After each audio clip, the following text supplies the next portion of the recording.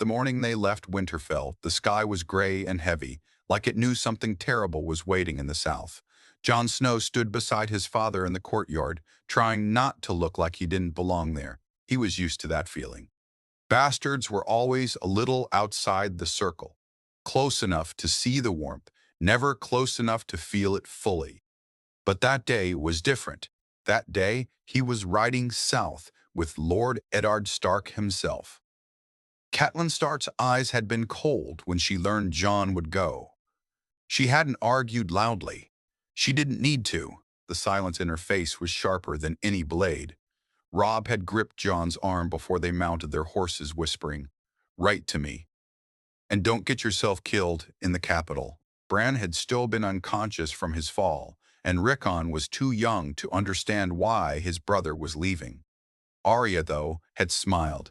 "Bring me something sharp from King's Landing," she had said. Jon carried those words with him as they rode through the gates.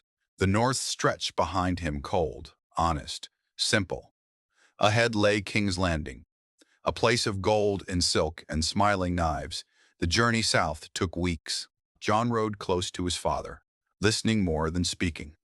Ned Stark was not a man of many wasted words, but on the road he spoke more freely. "You must watch carefully in the capital," Ned told him one night as they sat by the fire. "Men there fight with whispers, not swords. A careless word can kill faster than steel."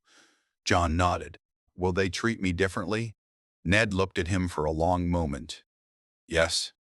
It wasn't cruel. It was honest." "You are my son," Ned continued. "That is truth enough for me, but in the South, bloodlines are everything. They will see the word Snow before they see your face." Jon stared into the fire. He had faced whispers in Winterfell all his life, but Winterfell was home. If King's Landing turned against him, there would be no comfort there. When they finally reached the city, Jon felt small for the first time in years. King's Landing was loud. Too loud. The streets were packed with people who didn't bow to the Starks with love or respect. They stared. Some pointed. The banners of lions hung from towers and gates. Gold cloaks walked the streets like they owned them. The Red Keep rose above everything, red stone against the sky, proud and cruel-looking. Jon felt it the moment they entered its gates. This place was not built on honor. It was built on power.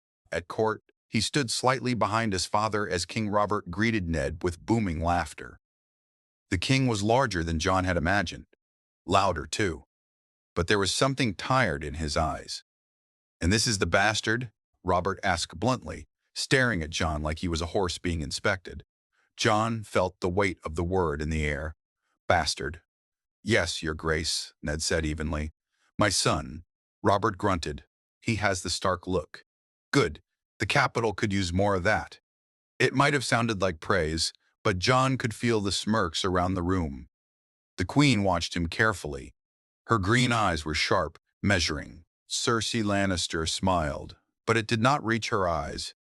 Later that evening, as servants showed Jon to smaller quarters than the true-born children would have received, he understood something clearly. In Winterfell, he had been half in the light. Here, he was firmly in the shadow. Still, he watched. He remembered his father's words. At the first small council meeting he was allowed to stand in the back of, Jon saw it clearly. The tension, the lies wrapped in polite words. Littlefinger spoke softly, smiling too much. Varys's eyes seemed to know everything already. Renly laughed lightly, but he was always watching reactions. Jon didn't speak. He observed, and then came the moment that changed everything. One afternoon in the training yard, Jon sparred with some of the southern squires. They underestimated him.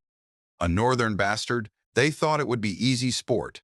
The first boy charged too fast. Jon sidestepped and knocked him flat. The second came angry. Jon disarmed him cleanly. The laughter from the balcony above caught his attention. Joffrey Baratheon stood there, pale and cruel-looking, even at his young age. "You fight well for a bastard," Joffrey called down. Jon froze for half a second. The yard went quiet. "For a prince? You watch well from a balcony," Jon replied calmly. Gasps. A few stifled laughs. Joffrey's face turned red. That night, Ned summoned Jon privately. You must be careful, Ned warned, though there was the faintest hint of pride in his eyes. You embarrassed the prince. He insulted you, Jon said quietly. Through me. Ned was silent at that, and that was when Jon understood something bigger than himself. In King's Landing, being a bastard was not just a shame, it was a weapon others could use, against him, against his father. If they could not strike Ned Stark directly, they would strike his son. And somewhere deep inside Jon, something hardened. He had always lived with the quiet pain of being unwanted, but here in the South, that pain was turning into something else, resolve. If he was to stand beside his father in this pit of lions, he would not be a weakness, he would be a shield. He just didn't yet know how much blood that would cost. The first whispers had already begun moving through the Red Keep. And Jon, without realizing it, had already stepped into the game. The days in King's Landing grew heavier, like the air before a storm that refused to break. Jon began to notice how quickly word traveled in the Red Keep. He had only spoken a single sharp sentence to Joffrey in the yard. Yet by the next morning, servants were whispering about the northern bastard who challenged the prince. Some said Jon had insulted the royal bloodline. Others claimed he had threatened Joffrey outright. The truth did not matter. In King's Landing, truth was only a starting point. What mattered was how it could be twisted. Ned kept Jon close after that. He brought him to more council sessions, not as a voice, but as a presence. Jon stood in the background, silent, absorbing everything. He noticed how Petyr Baelish's eyes lingered on him a little too long, how Varys sometimes smiled faintly, as if amused by a private thought, how Grand Maester Pycelle barely looked at him at all, as though Jon's existence offended him. But the Queen noticed him. Cersei Lannister did not speak to Jon directly for several days. She would simply pass him in corridors, her green eyes sharp and cold. Once, she paused just long enough to say, "Winter must be lonely for boys born outside of vows." Jon bowed his head slightly. "The North is honest, Your Grace." Her smile was thin. Honesty is a dangerous weakness in the South. After she left, Jon realized that was not a warning. It was a promise. Meanwhile, Ned grew more troubled. He spent long hours in Robert's chambers, speaking in low tones. The king drank more than Jon expected. Sometimes, when Robert laughed, it sounded forced. Other times, it sounded like a man trying to outrun his own regrets. One evening, Ned called Jon to his solar. "There are things I may ask of you soon," Ned said quietly, closing the door behind them. "Things that may not be safe." Jon's heart tightened. "Tell me what to do." Ned studied him. "You're young." "I am old enough," Jon replied. There was silence between them, heavy but not uncomfortable. "I have discovered something about the Queen," Ned said carefully. "Something that could tear this kingdom apart." Jon felt a chill. "Does the king know?" "Not yet." Jon stepped closer. "Then we must tell him." Ned's jaw tightened. "It is not so simple." Nothing in King's Landing was. The next blow came sooner than expected. Robert announced a grand hunt outside the city. He insisted Ned join him. "You need air, old friend." The king had roared. "The city is making you grim." Jon felt uneasy the moment Robert said it. There was something reckless in the king's mood. Before leaving, Robert clapped Jon's shoulder. "Keep your father from drowning in politics while I'm gone, eh? Maybe you should have been the heir instead of that sulking Rob." It was meant as humor, but Cersei had been watching when he said it. The hunt lasted several days. Then the news came back in whispers. A boar, too much wine, a mortal wound. Robert Baratheon was dying. The Red Keep transformed overnight. Faces grew pale. Smiles disappeared. Guards doubled at doors. Servants hurried with lowered eyes. Jon found his father in the king's chamber. Robert lay in bed, pale and sweating, the life already draining from him. "Gods. I was strong once," Robert muttered weakly. Ned stood beside him, grief in his eyes. Jon stayed near the wall, unseen but listening. Robert asked for wine again. He spoke of Lyanna, of battles long past, of regrets he never faced while sober. And then, with fading strength, he named Ned Protector of the Realm until Joffrey came of age. Jon's stomach tightened. He saw it clearly. The trap. If what Ned suspected about Joffrey was true, then naming him protector meant stepping directly into the lion's mouth. That night, after Robert passed, Ned moved quickly. He wrote letters. He summoned trusted men. He spoke to the city watch. Jon stayed by his side. "You must leave," Ned suddenly said. Jon stiffened. "No. If this turns as I fear it will, they will not spare you. You are a Stark in everything but name. That is enough for them to hate me already," Jon replied. "I will not run." Ned looked at him with something deeper than pride. Fear. But there was no more time. The throne room filled the next morning. Lords gathered. Gold cloaks lined the walls. Cersei stood tall beside Joffrey, dressed in black but wearing a faint smile. Ned stepped forward, holding Robert's last will. Jon stood slightly behind him, hand resting near his sword. Ned spoke clearly, declaring Joffrey illegitimate, naming Stannis the true heir. The words echoed through the hall like thunder. For one breath, there was silence. Then Cersei laughed softly. "Seize him," she said calmly. The gold cloaks moved. Jon drew his sword instantly, cutting down the first man who lunged toward Ned. Chaos exploded across the throne room. Steel rang against steel. Men shouted. But something was wrong. The city watch did not defend Ned. They turned on him. Littlefinger's betrayal became clear too late.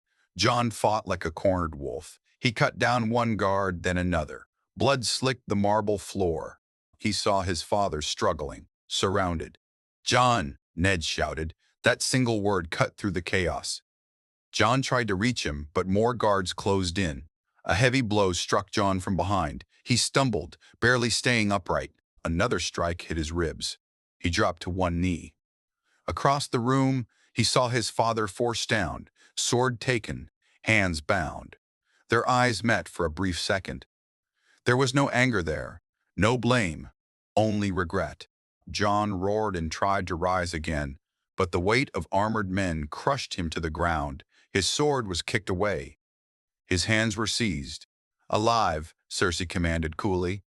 "The wolf cub may yet be useful." As they dragged Jon from the throne room, bruised and bleeding, he realized something terrible. If he had stayed at the wall as he once planned, none of this would be happening to him. But he had chosen to ride south, and now he was trapped in the lion's den, not as a boy, but as a hostage. And somewhere in the Red Keep, Joffrey was smiling. The cell they threw Jon into was dark and damp, far beneath the Red Keep. He had never imagined the capital had places like this. From above, the castle looked grand, almost beautiful, but below it smelled of mold, rust, and old blood. The kind of place where men were forgotten. His wrists were bruised from the chains. His ribs ached with every breath. But the pain did not matter. Only one thought did. His father. Jon did not know where they had taken Ned Stark. He did not know if he was alive, wounded, or already condemned. The not knowing was worse than the blows. Hours passed, or maybe days. Time did not move normally in darkness. Eventually, footsteps echoed down the corridor. Jon forced himself to sit straighter. It was not a guard, it was Varys. The eunuch moved quietly, robes brushing the stone floor. His face held its usual gentle smile, but his eyes were sharp. "You fight quite well for someone so young," Varys said softly. Jon said nothing. Varys tilted his head. "Your father is alive. For now." Jon's jaw tightened. "What does the queen want?" "A confession," Varys replied calmly. "And obedience." Jon laughed bitterly. "From a Stark?"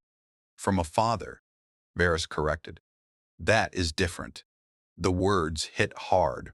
"They mean to force him to admit treason," Varys continued.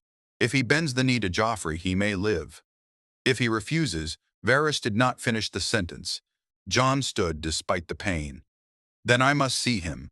"That is not possible." "Then why are you here?" Varys' smile faded slightly.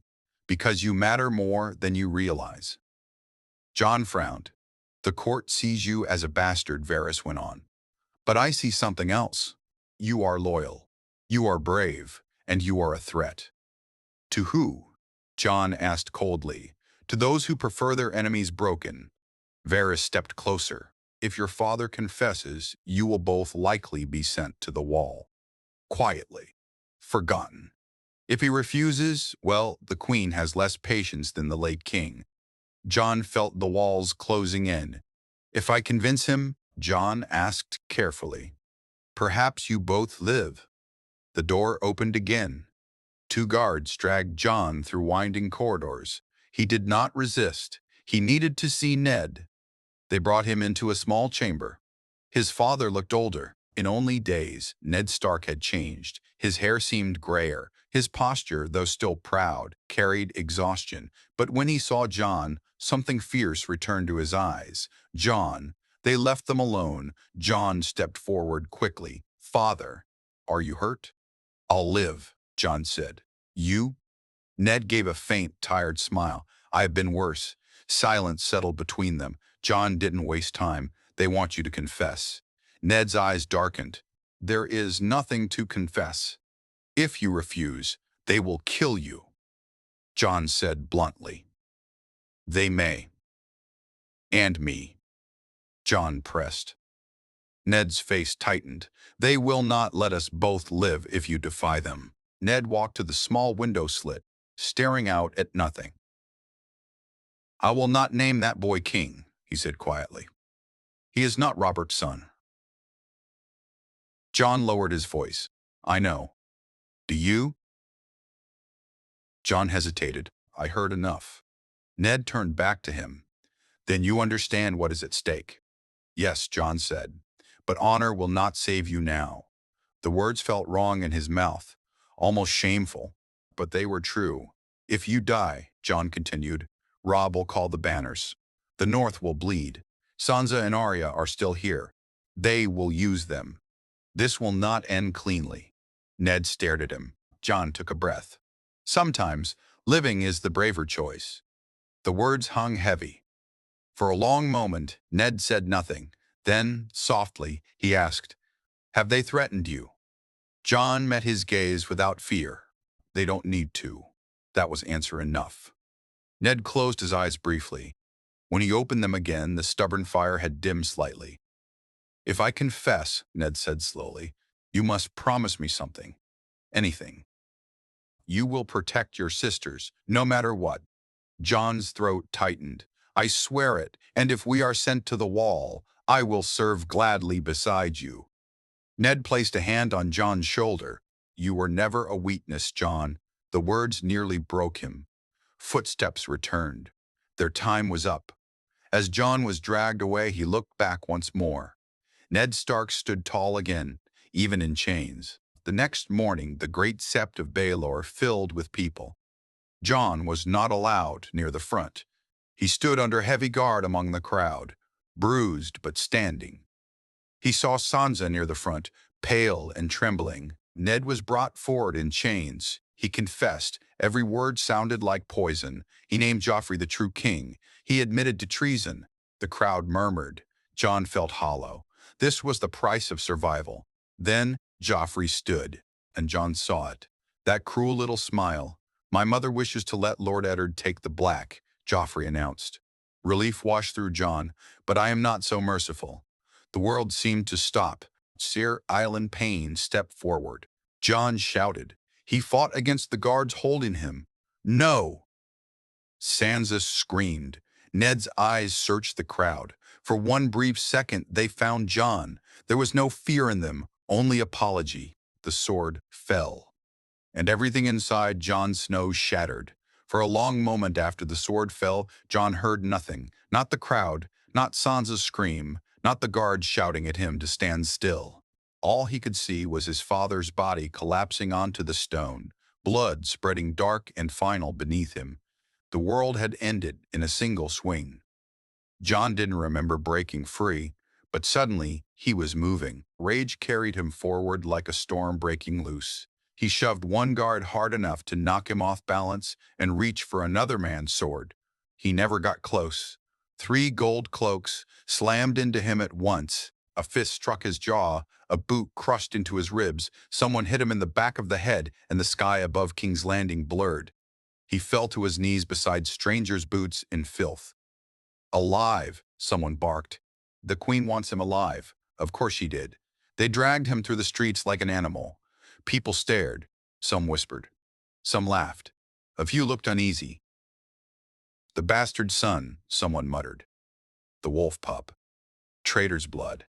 Jon kept his head up despite the blood running down his face. If this city wanted to see him broken, it would not have that satisfaction. They threw him back into the black cell. This time no one came for hours. Jon sat against the cold stone wall and let the grief come. It was not loud.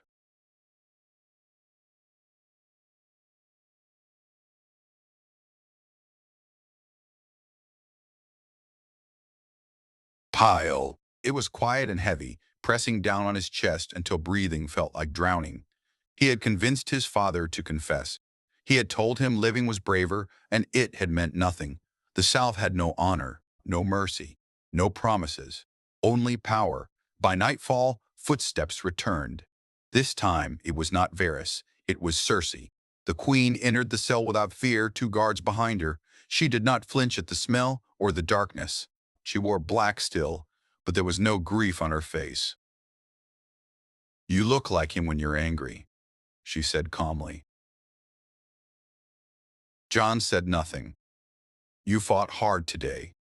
Brave. Stupid. Predictable." "You murdered him," Jon said quietly. "No," she corrected smoothly. "My son did." There was something chilling about the way she said it. "You could have stopped him," Jon pressed. "And teach him weakness?" she asked. "The realm just witnessed strength." Jon laughed bitterly. "You call that strength?" She stepped closer. "Power is the only truth here, boy. Your father never understood that. He thought being honorable made him untouchable." Her eyes studied him carefully. "But you are different." Jon met her gaze without lowering his own. "You are not a true-born Stark. You have lived your life knowing you stand slightly outside love, outside legitimacy. That makes you dangerous." "I am nothing to you," Jon said. "On the contrary," Cersei replied softly. "You are leverage." She circled him slowly. "Robb Stark will already be marching south. The North will howl for vengeance. But if their precious bastard son is sitting in my dungeons, breathing, perhaps they think twice." Jon's hands clenched. "And your sisters," she added lightly. "Such delicate girls. The threat did not need finishing." "What do you want?" Jon asked. "Obedience," she answered. "You will publicly renounce any claim of loyalty to your brother's rebellion. You will swear fealty to King Joffrey. In return, you live. Perhaps even take the black, as originally intended. And if I refuse," her smile was thin as a blade, "you will join your father." She turned toward the door, then paused. "Think carefully, Jon Snow. Bastards rarely get second chances." When she left, the cell felt colder than before. Jon leaned his head back against the stone. Swear loyalty to Joffrey. Betray Robb. Save himself. Or refuse and die. It seemed simple, but it wasn't. If he died now, Robb would still march. The North would still bleed. Sansa and Arya would still be captives. But if he lived, he could watch. He could wait.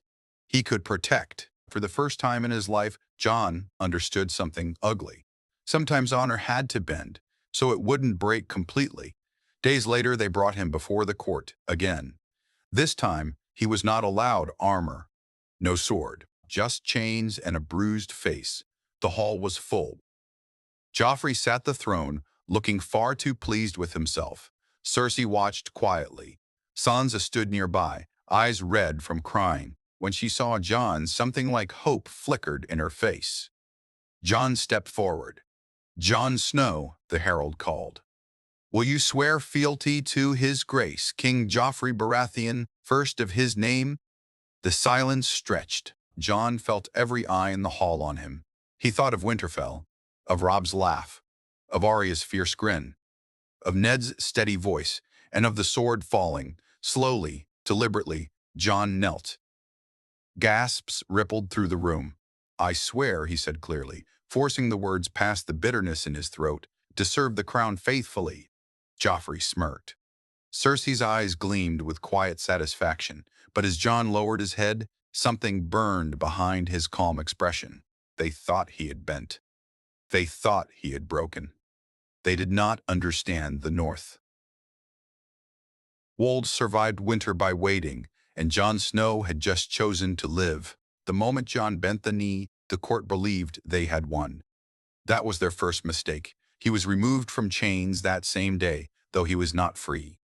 Freedom in King's Landing was a lie, wrapped in silk. 2 gold cloaks followed him everywhere. His sword was not returned. His chambers were moved higher in the Red Keep, not as comfort, but as control. A visible prisoner looked weak. A watched guest looked loyal. Cersei summoned him again that evening. This time it was not to the dungeons, but to a solar overlooking Blackwater Bay. The sea looked endless and calm, like it did not care who ruled the land. "You chose wisely," she said without turning from the window. "I chose to live," Jon answered. She smiled faintly. "Living is wisdom." She poured wine, offering him none. "Robb Stark has called the banners," she continued. "Your brother now names himself king in the North." Jon's chest tightened, but his face stayed still. "The North does not forget." "No," Cersei agreed, "and neither do I." She turned to face him. "You will write to him." Jon's eyes narrowed slightly. "And say what?" "You will tell him you have seen the truth, that your father confessed his treason willingly. That rebellion will only bring ruin to the North." Jon understood immediately. They wanted him to poison Robb's cause from the inside. "If he believes me," Jon said slowly, "he may hesitate. And hesitation wins wars," she replied. There it was. Not mercy, strategy. "And if I refuse to write?" Her gaze hardened. "Your sister remains in our care." The words struck deeper than any blade. Jon bowed his head slightly. "I will write." That night, parchment and ink were brought to his chamber. He stared at the blank page for a long time. "How do you lie to your own brother?" He began, carefully. "Robb, the court is not as it seems from the North. Father confessed of his own will. The king has shown mercy where he could have shown none. War will only cost more Stark blood." He paused. Every word tasted wrong. But between the lines he hid something only Robb would understand. The North remembers who it is. It was subtle. Perhaps too subtle. But Robb would read it twice. Robb would know Jon's voice. He would sense the strain beneath the words. Jon sealed the letter. If it failed, the North would march anyway. If it worked, perhaps fewer men would die. Days passed. Jon learned quickly that surviving court required more than silence. He began observing openly now, not as a prisoner, but as a sworn servant of the crown. He attended councils when allowed. He listened more than he spoke. Littlefinger approached him one afternoon in the gardens. "You've adapted well," Pater Baelish said smoothly. "Many in your position would have chosen martyrdom." "Dead men don't protect their family," Jon replied. Littlefinger's eyes sparkled.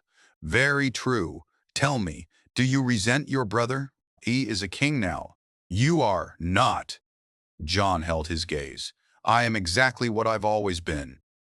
"A bastard," Littlefinger said lightly. Jon didn't react. Littlefinger leaned closer.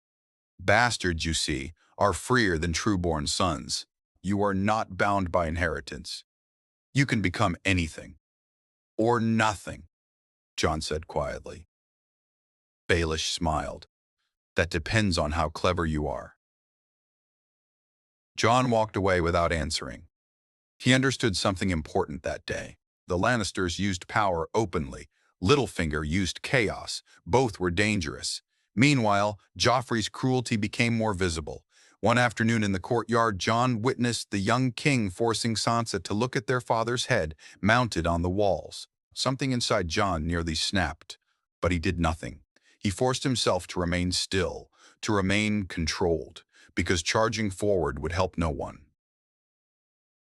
That night, He found Sansa alone in a corridor. She looked smaller than he remembered. "Jon," she whispered. He wanted to embrace her, but guards lingered nearby. "You must survive," he told her quietly. "Smile when they expect it. Cry when they demand it. But live." "I hate them," she whispered. "I know." He lowered his voice further. "Robb will come." Hope flickered in her eyes again, but war was already moving. News arrived of battles in the Riverlands, of northern victories, of Lannister forces regrouping. The realm was splitting apart, and Jon stood in the middle of it. One evening, Varys returned. "You walk a dangerous line," the eunuch said softly. "I walk the only one left," Jon replied. Varys studied him. "You are not like your father." "No," Jon agreed. "That may save you." Jon met his eyes. "Or damn me." Varys smiled faintly. History rarely remembers the pure. It remembers the effective. After he left, Jon stood by the window overlooking the city. He had sworn loyalty. He had bent the knee. But inside, something had changed. He was no longer the boy trying to prove he belonged. He was learning the game, and in the game of lions and wolves, patience was sharper than swords. Far away in the north, Robb Stark gathered his armies. In King's Landing, Cersei believed she held all the pieces. But neither side realized something yet. Jon Snow was no longer just a hostage. He was becoming something far more dangerous, a wolf who had learned to wear a lion's shadow. And winter was still coming. The war did not arrive at King's Landing like a storm. It crept in slowly, through whispers and letters, through tension in council chambers and restless guards on the walls. Jon felt it in the way soldiers trained longer in the yard, in the way food prices in the markets began to rise, in the way Cersei's smile grew thinner each passing week. Robb Stark was winning. Word came of battles in the Riverlands of Lannister forces, caught off guard, of Jaime Lannister taken captive. The news struck the Red Keep like a silent explosion. Jon was present when the message arrived. Tywin Lannister was not in the room, but his absence filled it like a shadow. Cersei gripped the armrest of her chair so tightly her knuckles whitened. "My brother is not so easily held," she said sharply, but there was doubt in her voice. Jon kept his face calm. Inside, something fierce stirred. Robb was not just marching blindly south, he was thinking, planning, fighting like a Stark. Later that evening, Joffrey summoned Jon unexpectedly. The throne room was mostly empty, save for a few guards, and the Hound standing silent at the king's side. Joffrey leaned lazily against the Iron Throne, trying to look larger than he was. "Your brother seems to believe he can challenge me," Joffrey said. Jon bowed slightly. "War brings foolish hopes." Joffrey narrowed his eyes. "Do you still consider him your brother?" The question was a trap. "I serve the crown," Jon replied evenly. Joffrey stood and descended a few steps, stopping just above Jon. "They say Robb calls himself king in the north," Joffrey continued. "Tell me, bastard, if he wins, what becomes of you?" Jon did not hesitate. "If he wins, your grace, then I will have served loyally and proven my worth." It was careful. It was controlled. Joffrey studied him, searching for weakness. "You should be grateful," the young king said finally. "Most traitors' sons lose their heads." Jon held his gaze. "I am." The Hound watched silently the entire time. When Jon turned to leave, their eyes met briefly. There was something, there not kindness but understanding. The Hound knew what it meant to survive under Joffrey's cruelty. That night, another letter arrived for Jon. It was from Robb. Cersei had allowed it through, likely hoping it would reveal something useful. Jon read it alone. "Brother, your words reached me. I know they were not fully yours. Father's death will not go unanswered. But I will not throw away men's lives blindly. Hold your place if you must. Survive. The North remembers who it is." Jon exhaled slowly. Robb had understood. The message between the lines had worked. Jon burned the letter carefully, watching the edges curl into ash. For the first time since bending the knee, he felt less alone. But King's Landing was growing unstable. Food shortages began to spark unrest in the city. Small riots broke out near Flea Bottom. The gold cloaks grew harsher, quicker to strike. Cersei's paranoia deepened. She began to suspect everyone, even Jon. One evening, guards came for him again, but not roughly this time. He was brought before the small council. Tyrion Lannister had arrived in the capital. The imp stood at the head of the table, wine in hand, eyes sharp with intelligence. "So," Tyrion said lightly, studying Jon, "you're the famous wolf who chose to wear a collar." Jon didn't respond to the insult. Tyrion smirked. "Relax. If I wished to insult you properly, you would know." Cersei looked irritated. "My brother has been appointed Hand of the King in our father's absence," she said stiffly. Tyrion bowed mockingly. Jon understood immediately. The game had shifted again. Tyrion dismissed the others until only a few remained. When they were alone enough, Tyrion leaned back. "I've read your letter to your brother," Tyrion said casually. Jon's muscles tightened. "Do not look so alarmed," Tyrion continued. "It was clever, almost too clever." Cersei's eyes flashed. "You allowed him to write that poison?" Tyrion shrugged. "It was harmless. If anything, it may slow the northern advance."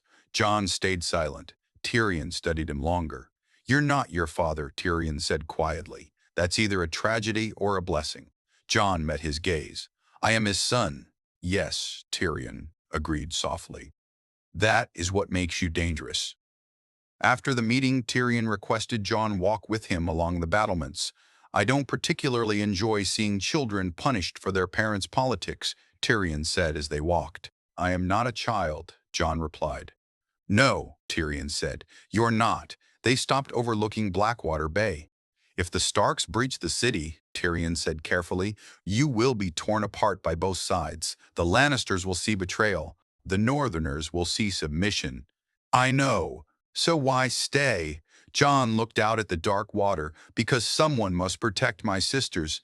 Tyrion studied him, and for the first time, there was no mockery. "You may find," Tyrion said quietly, "that survival requires more than loyalty." Jon answered softly, "I'm learning." Below them, the city churned with unrest. Far beyond the walls, armies moved closer, and inside the Red Keep, power shifted like sand beneath bare feet. Jon Snow had chosen to live, but survival in King's Landing was no longer enough. War was coming to the gates, and when it did, he would have to decide something far more dangerous than loyalty. He would have to choose a side openly. The city began to starve before it began to burn. Grain shipments stopped arriving regularly. Ships were delayed or lost. Bread lines stretched longer each morning. The people of King's Landing did not care about crowns or claims, they cared about full stomachs. And when stomachs emptied, anger filled the space. Jon saw it firsthand. One afternoon, he was riding through the lower streets under light escort when the shouting started. A woman screamed that her child had not eaten in 2 days. A man accused the gold cloaks of hoarding supplies. Someone threw a stone. The crowd surged. Jon dismounted quickly. He could see the fear in the guards' faces. Fear led to violence. "Back!" One gold cloak shouted, raising his spear. "That would only make it worse." Jon stepped forward before he could stop himself. "Enough!" he called out. The crowd hesitated, not because they respected him, but because he did not look like the others. He wore no lion sigil, no golden armor, just dark leathers and a Stark cloak clasp. "They're feeding the castle while we starve." A man yelled. Jon didn't deny it. He couldn't. "I will speak to the Hand," Jon said firmly. "But if you spill blood here, they will answer with more." A woman holding a thin child stared at him. "Why would you help us?" "Because I know what hunger feels like," he almost said. Instead, he answered simply, "Because winter is coming." The words meant something to him, perhaps less to them, but it calmed the moment just enough.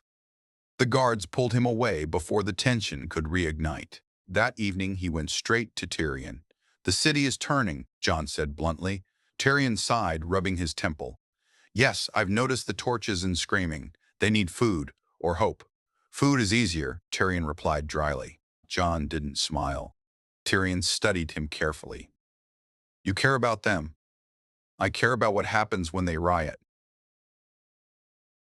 Tyrion nodded slowly. Very well. I'll see what can be diverted. As Jon turned to leave, Tyrion added quietly, "You are not as invisible as you think." That proved true the next day. Cersei summoned him again. Her patience was thinner than ever. "I hear you play hero in the streets now," she said coolly. "I prevented bloodshed," Jon replied. "You prevented fear," she corrected. "Fear keeps them obedient." Jon met her eyes steadily. "Fear also makes them reckless."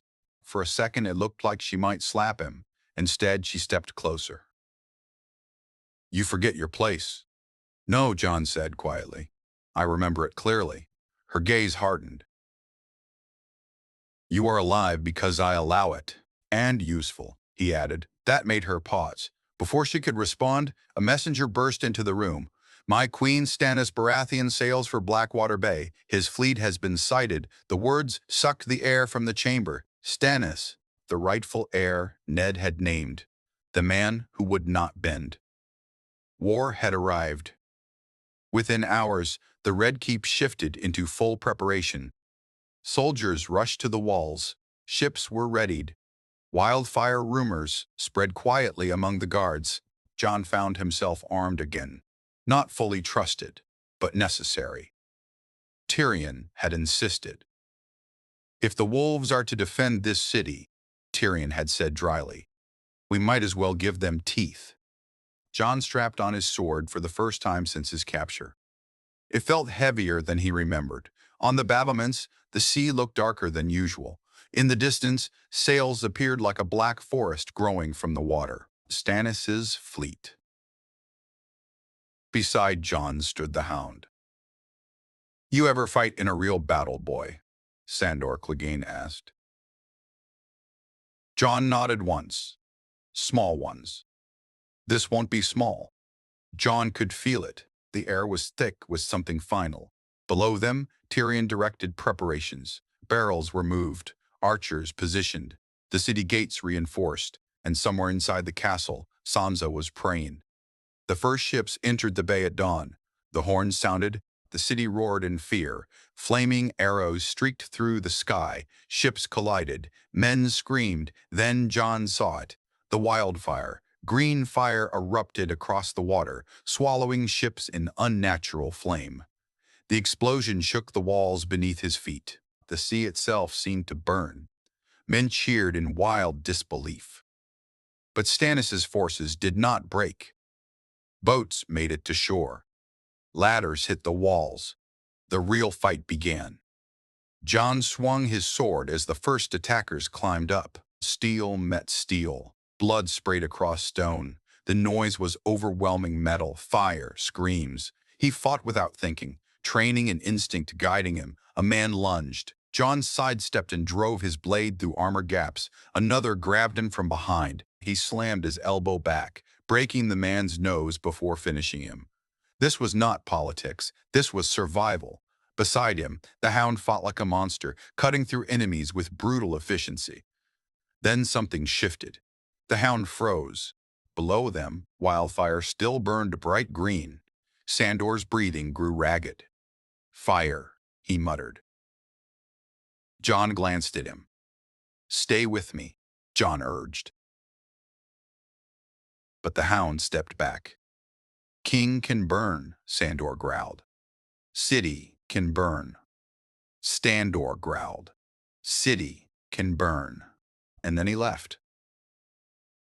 Jon didn't have time to process it. Stannis's banner was rising near the gate.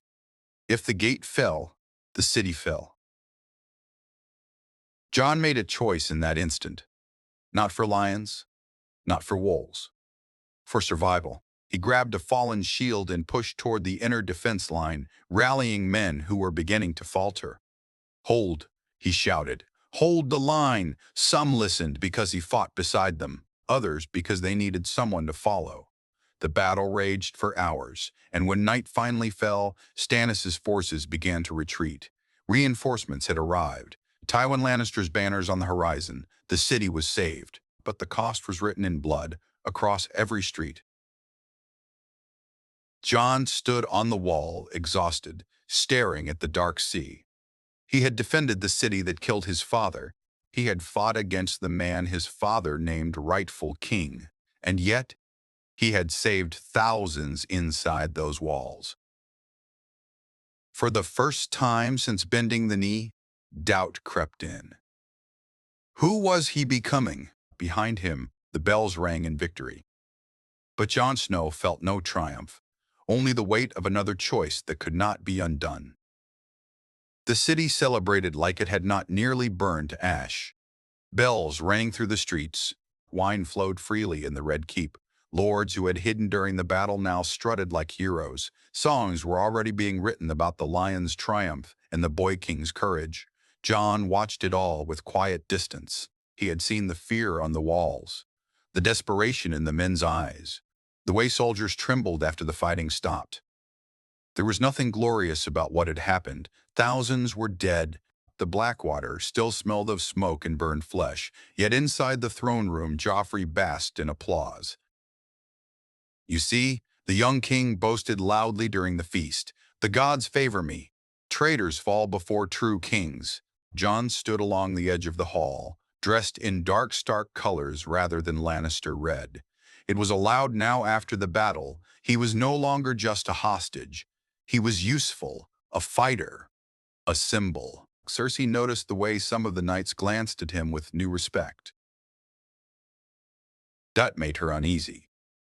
Tywin Lannister had arrived in the capital the night of the battle. He had taken control of the court swiftly, like a man correcting a child's mess, and Tywin saw everything. The old lion summoned Jon 2 days after the victory. The chamber was quiet, cold, disciplined, nothing like Cersei's tense energy or Joffrey's chaotic cruelty. Tywin Lannister sat behind a heavy desk, hands folded calmly. "You fought well," Tywin said, without warmth. "I did what was necessary," Jon replied. "Yes." Tywin nodded slightly. "You did." Silence stretched between them. "You defended a city that executed your father," Tywin said plainly. "Why?" Jon did not flinch. "Because my sisters were inside it." Tywin studied him carefully. "Family," Tywin said slowly. "A powerful weakness." "Or strength," Jon answered. For a moment, something almost like approval flickered in Tywin's eyes.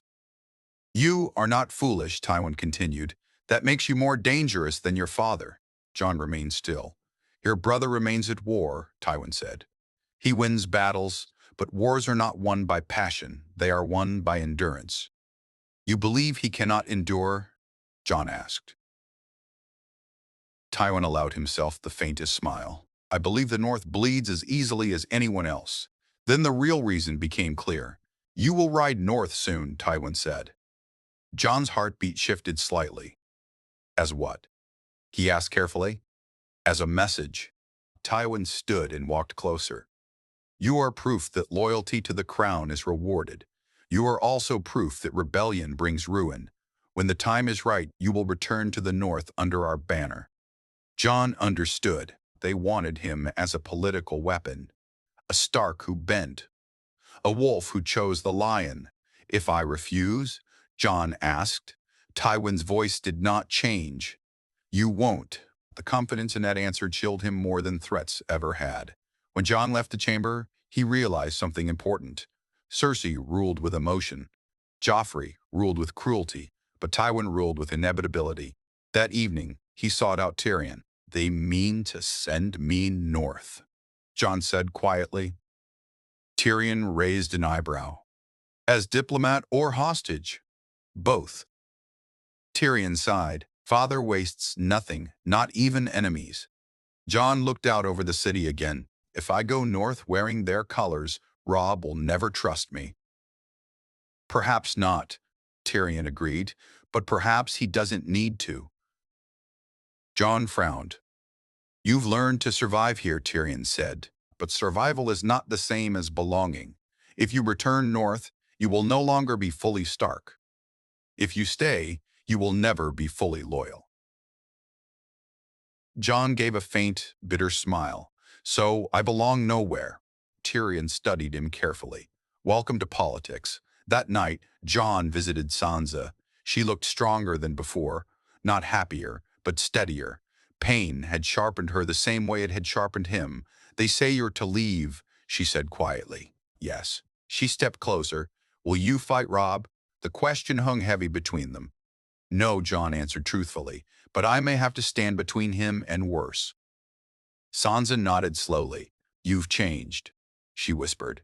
"So have you." He placed a hand gently on her shoulder. "Survive," he said again. She managed a small, brave smile. "The North remembers." When Jon returned to his chambers, he stared at the Stark cloak folded neatly on the table. He had worn it into battle to defend Lannisters. He would now wear it north as their envoy. The irony was almost cruel, but something had shifted inside him since the day Ned died. He was no longer driven only by honor. He was driven by strategy. If he returned north, he could see Robb face to face. He could warn him. He could guide him, perhaps even prevent more blood. Or perhaps he would be seen as a traitor. Either way, the path forward was dangerous. But Jon Snow had stopped fearing danger.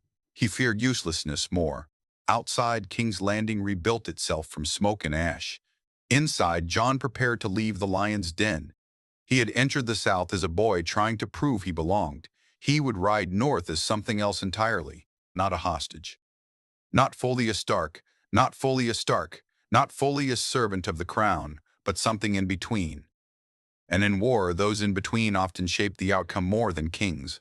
Jon rode north beneath a banner that was not his own. The golden lion of House Lannister fluttered above the escort, riding with him, bright and proud against the cold wind.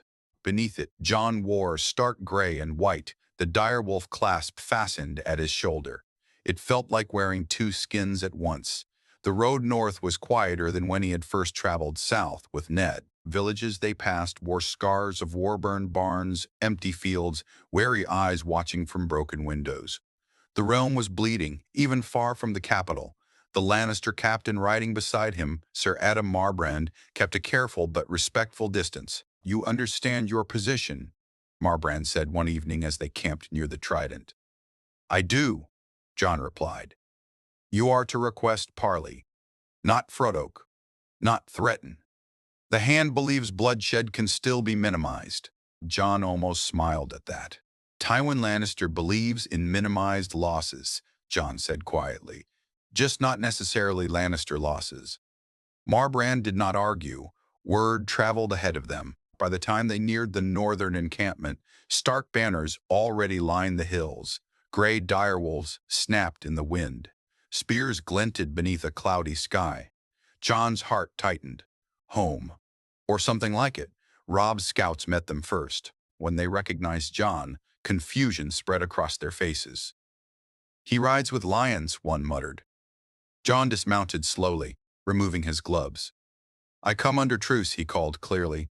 "I request audience with King Robb Stark." The word king still felt strange attached to his brother. The scouts exchanged glances but allowed him through. The Stark camp was alive with tension. Men sharpened blades. Horses stamped impatiently. War hung thick in the air. When Jon finally entered the command tent, he saw him. Robb Stark stood taller than when Jon had left Winterfell. Harder, too. War had carved something sharper into his face. For a moment, neither of them spoke. Then Robb stepped forward. "You wear their escort," Robb said, voice steady. "I wear Stark colors," Jon replied. The silence that followed was heavier than any battle. Finally, Robb dismissed the others.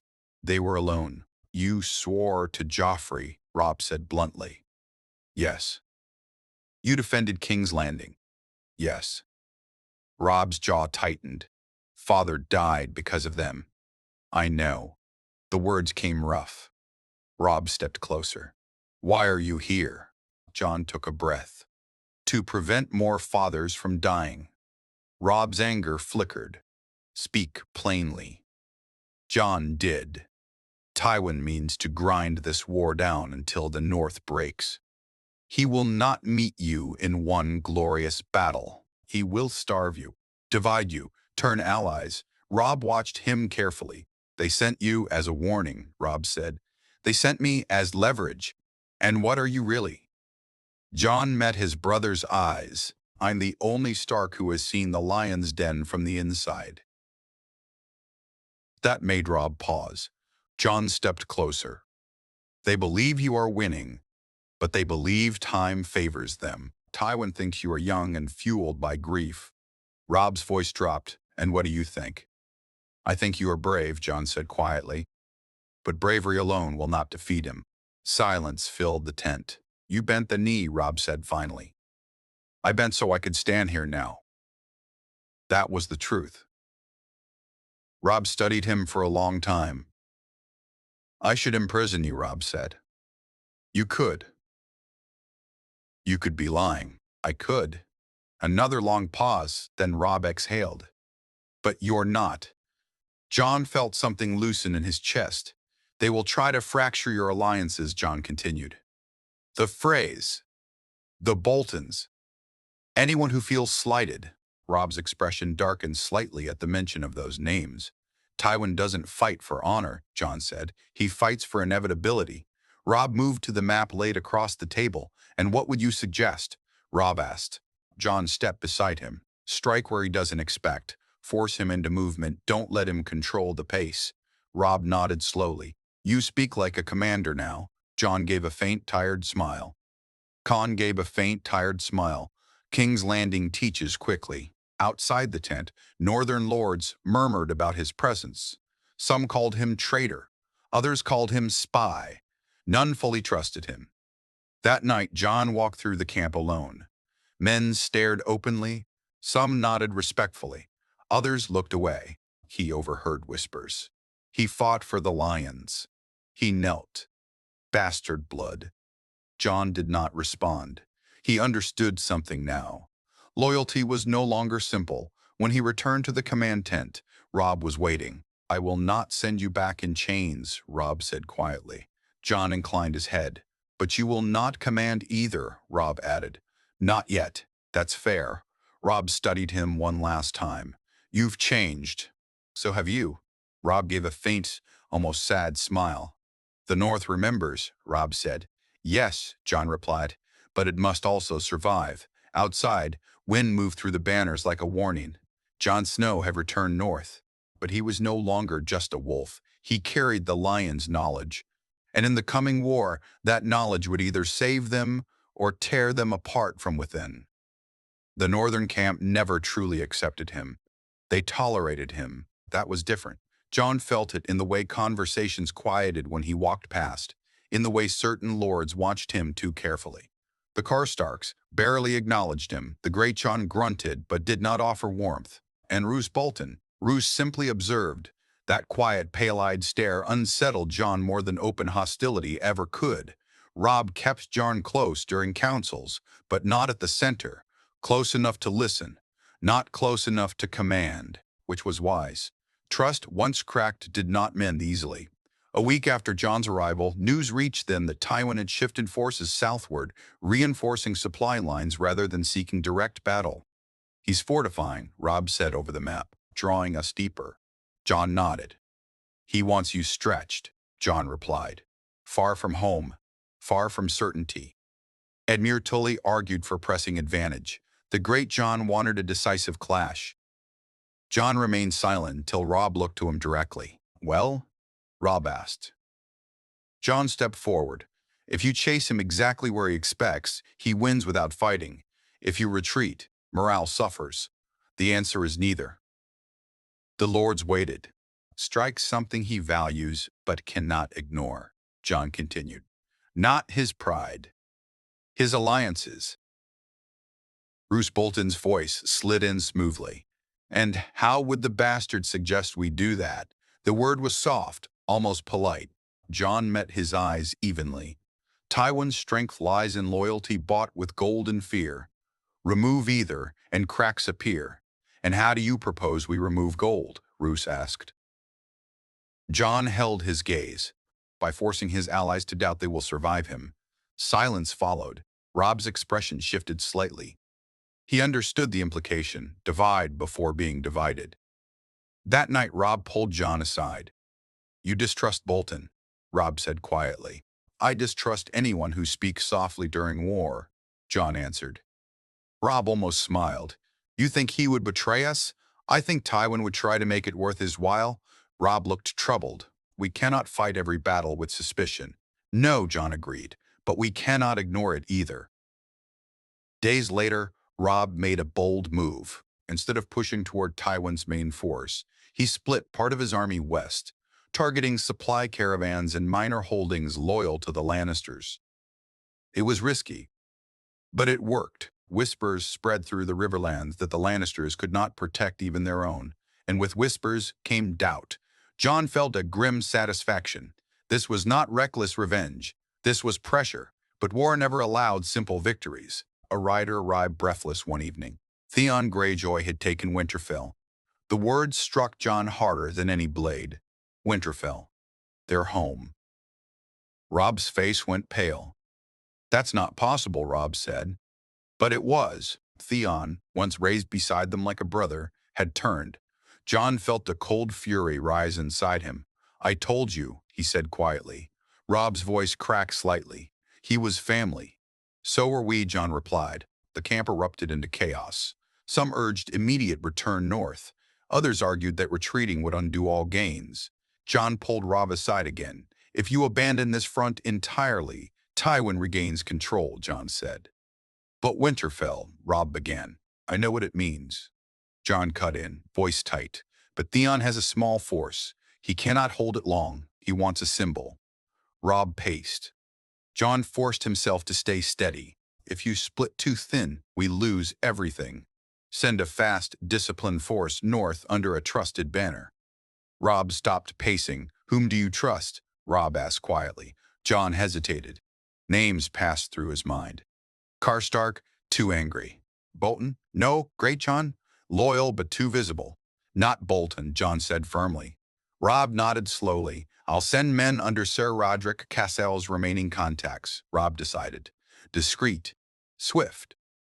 Jon exhaled slowly. Winterfell burning in enemy hands felt like a wound reopened. Later that night, Jon stood alone outside the camp. He thought of Bran, of Rickon, of the crypts beneath the castle. He had sworn to protect his family, but every choice seemed to protect one at the cost of another. Footsteps approached. It was Roose Bolton.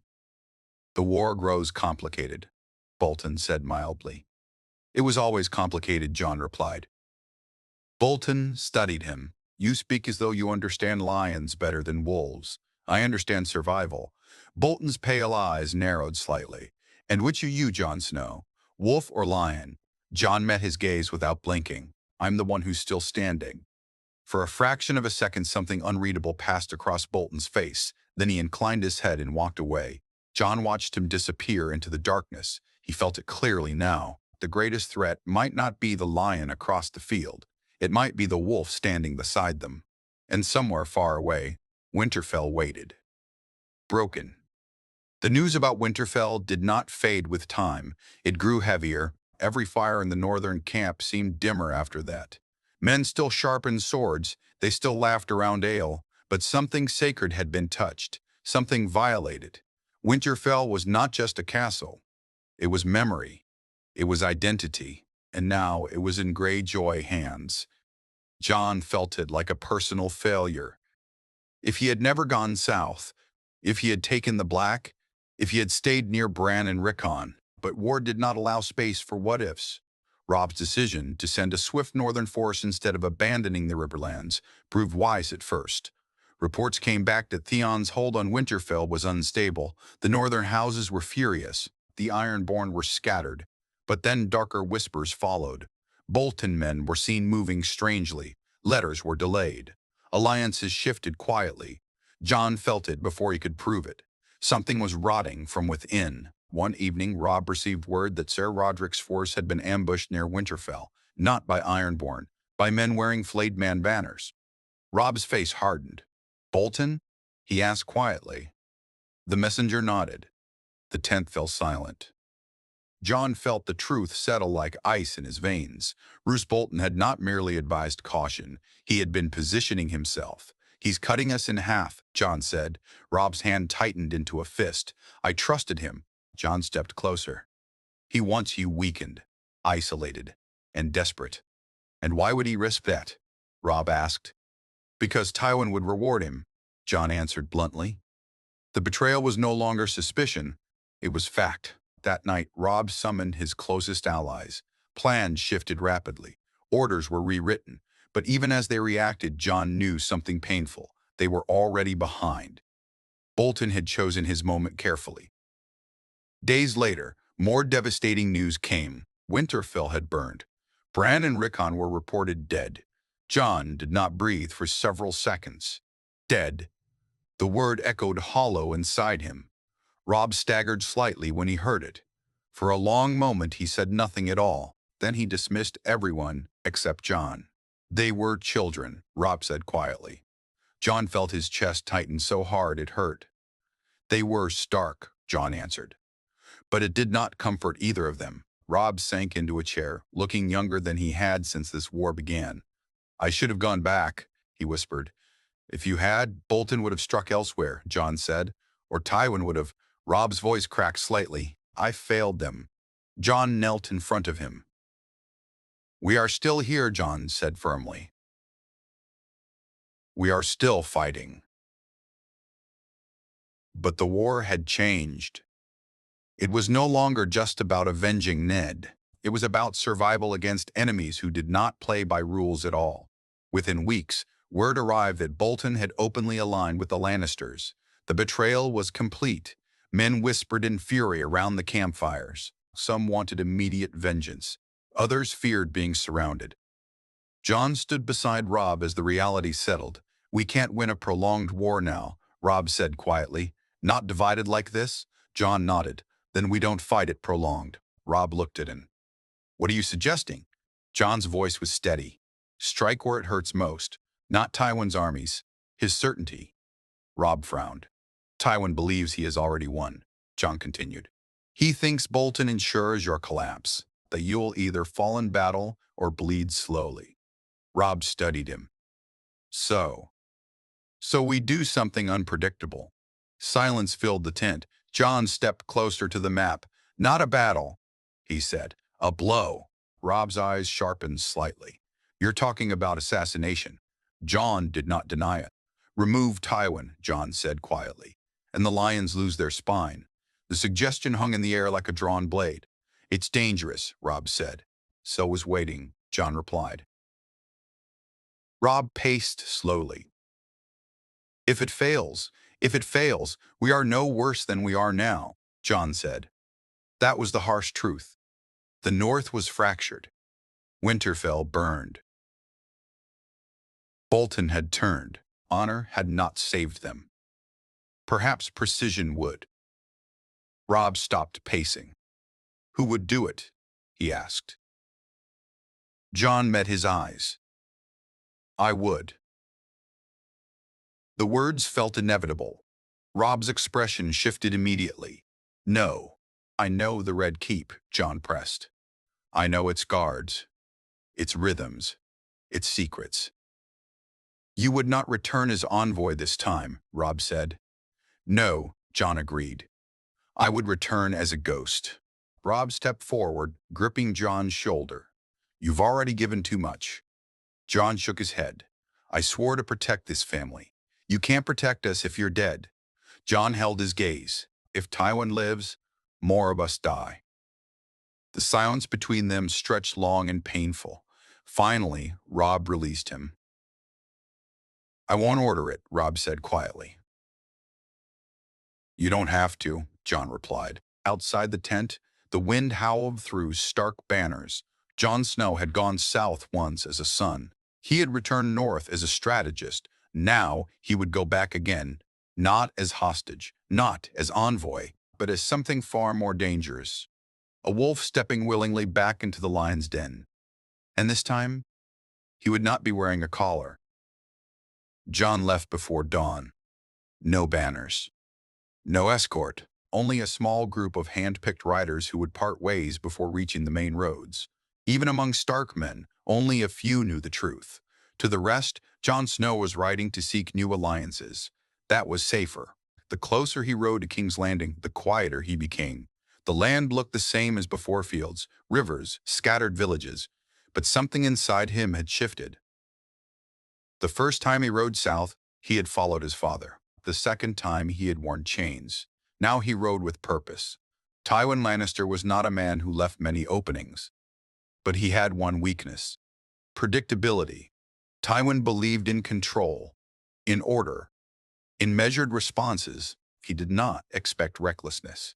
Jon reached the outskirts of King's Landing. Under cover of night, he avoided the main gates, slipping in through the lesser-used trade paths he remembered from his months inside the city. The Red Keep rose ahead of him, unchanged. It almost angered him. How could it stand so proudly after everything it had done? Inside the city walls, unrest still lingered. Food was scarce. Whispers of betrayal between houses had grown louder. Victory at Blackwater had not healed the realm. It had only delayed collapse. Jon moved like a shadow. He had learned the guard rotations, the blind spots in the corridors, the servants' entrances used late at night. By the time he slipped inside the outer grounds of the Red Keep, he was no longer thinking of himself as Stark or Envoy. He was something simpler: a blade. Tywin's chambers were heavily guarded, but not impenetrable. The old lion trusted walls and fear more than he trusted unpredictability. Jon waited until the late hour when even the disciplined grow tired. He slipped past a patrol using a distraction he had prepared earlier. Two drunken sailors brawling loudly near the lower yard. Guards rushed to handle it. Jon moved through the shadows and reached the corridor outside Tywin's chamber. Two guards remained. He approached calmly.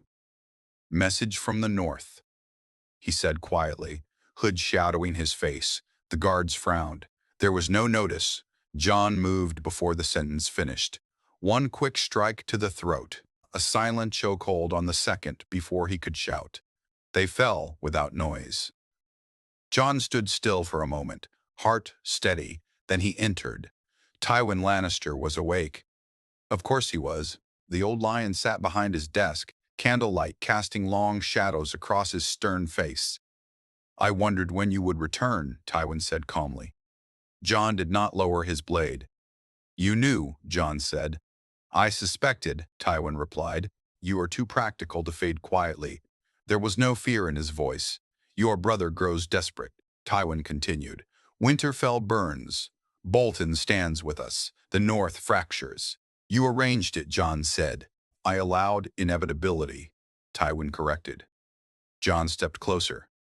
"You killed my father. I executed a traitor." "You created traitors," Jon shot back.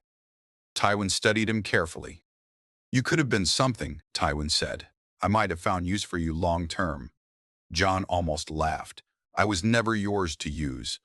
Tywin's gaze hardened slightly. "Kill me, and the war does not end," Tywin said evenly.